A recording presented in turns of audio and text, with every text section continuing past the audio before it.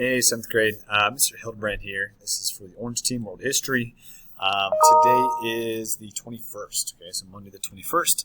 Just posting our lesson for the day in case you missed the Zoom for any reason. We start off with a new myth today, the myth of Pandora's box. You may have heard this one before. We actually are going to split this one into two. This myth is about 8 minutes long, so we watch the first 4 minutes, the first half of the story today, and then tomorrow we'll get the second half. So that's what we started with, and then we moved back to ancient Athens and ancient Sparta to see what they're up to. And before we got too much into that, we did a little bit of math together. So I proposed the question. I said, hey, if I gave you an hour and asked you to walk, how far do you think you could walk in that hour? And, a lot of people shared out different answers. My personal favorite, somebody said, well, my fridge is about 20 feet away, so I could probably walk there and back a couple times in an hour. That's my kind of answer. But we came to a conclusion and did a little bit of Googling to find out that the average person, 1 second, folks, computer stopped doing that, there we go, that the average person can walk between 2 and 3 miles an hour. So if you're walking pretty fast, kind of focused, you might get 3 miles an hour. Well, then we looked up the distance between the capital down in Harrisburg and their middle school. And that's about 4.5 miles. So that might be an hour and a half walk. Okay, so that's a good workout there. But then we started talking about the distance between Athens and Sparta, because we kind of wanted to see how big ancient Greece was. And Sparta's kind of located here on this western side, near the Ionian Sea. Athens over here, close to the Aegean Sea. And we determined that it was 217 kilometers. We did a little bit of Google conversion. We found out that it's about 130-some miles. And so we said, you know what? If it's 45 hours to walk that straight, that's almost 2 days of walking to get across Greece. Now, here's the problem is you got to sleep, you got to eat. So maybe you can only walk for 16 hours a day. And so we did a little bit of math, and we found that it would be just under 3 days to get from Sparta to Athens. Then I introduced a new civilization to you. We're going to stick with the Greeks, but the Greeks are going to run into another world power, and they're going to run into an empire called the Persian Empire.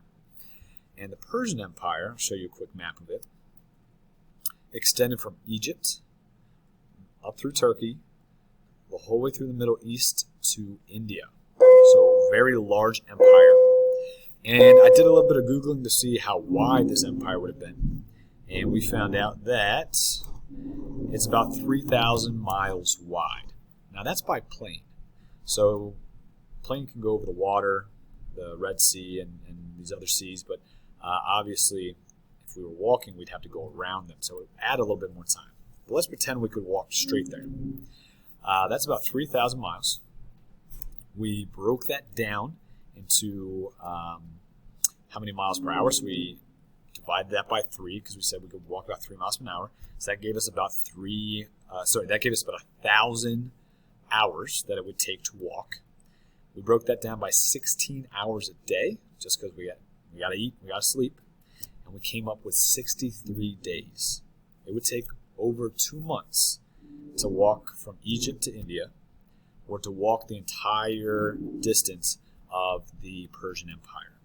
So this Persian Empire was enormous. In fact, we did a little bit more math, and we found out that it was 21 times bigger than all of the ancient Greek cities combined. So absolutely enormous. They had the most power in the world at that time. They had the largest army. They had lots and lots of money. Okay, so very, very powerful empire, which was the Persians. And I just wanted to remind you all that this is kind of ancient Greece. Now, it wasn't unified, so each of these little cities kind of did their own thing. So they're going to be very, very, very small. Okay. Well, during this time period, what starts to happen is Persia keeps expanding and expanding and expanding, and they eventually run into some Greek cities. And they kind of take over some Greek cities, specifically a Greek city called Ionia. And Ionia goes to the other Greek cities and asks for help. Okay. I kind of use this analogy. I said, let's pretend that Mr. Hildebrand was playing a game of 1v1 basketball, okay, one-on-one, with Mr. Jackson, who's one of our gym teachers. Now, if you don't know Mr. Jackson is about 6'5". He works out all the time, very strong. He plays basketball growing up. He was a collegiate athlete. He played football for Shippensburg. So very athletic, very coordinated. Mr. Hildebrand, myself, I'm about 5'10", never work out. I played soccer in high school, but I sat on the bench, so I didn't get a whole lot of playing time. So not that athletic, not that coordinated. So it'd basically be like Mr. Jackson challenging Mr. Hildebrand to one-on-one basketball. I would probably get destroyed, right? But if we change it up and I say, hey, Mr. Jackson, I'm going to bring some teammates. Okay? I'm going to bring some people to help me. Maybe I recruit some other teachers who I know are pretty good at playing basketball. I know Miss P or Miss M, as she's going by these days, since she changed that up. And another one that you might know in the school, Mr. Bush. Okay, you see him around. He's excellent at basketball as well. So what if I grab Miss P, Miss M, and Mr. Bush, and now we're going to play basketball against Mr. Jackson, and maybe he brings a couple friends. Well, now I have a little bit better shot, right? A little bit better shot because I have some people who are actually good at basketball, who know how to play, more athletic than myself. And so that's what Ionia does. They reach out to the other Greek cities. They reach out to Athens, to the other ones. They say, hey, help us out. Okay? We need help fighting the Persians. Well, as we know, Athens has a very strong navy. They're excellent shipbuilders and sailors. So Athens says, sure, we'll help, and we will organize the navy. And they start talking to the other Greek cities and getting supplies, sailors, ships, money to build a massive navy. And then the Greek cities, they approach Sparta. They say, Sparta, you have the best army. You are so strong. Would you come help us? Well, the first issue is Sparta says no originally. And they say no for two reasons. Number one, they have a lot of conflict with the other Greek cities. They've been fighting against them and competing with them for hundreds of years. So there's a lot of bad blood there. The second reason is Sparta has a lot of slaves. They call them helots. And there's actually sometimes more slaves in Sparta than there are Spartans. And so they were nervous that if their army left, the slaves might try to attack the city of Sparta. So Sparta initially says no, but then eventually agrees to let one of their kings, King Leonidas, who was in charge of a small army, to take some soldiers and go help lead the Greek army. So eventually they do send some. We then looked at our Nearpod, and some of this we already talked about. I kind of showed you this visual. This is an artist representation of the Persian army, and pretty much soldiers as far as you can see. That's several miles worth of soldiers, which just represents how large and massive the empire was, and how large and massive the army was compared to the small Greek cities. We also looked at this empire map. You can see everything that's orange is owned by the Persians.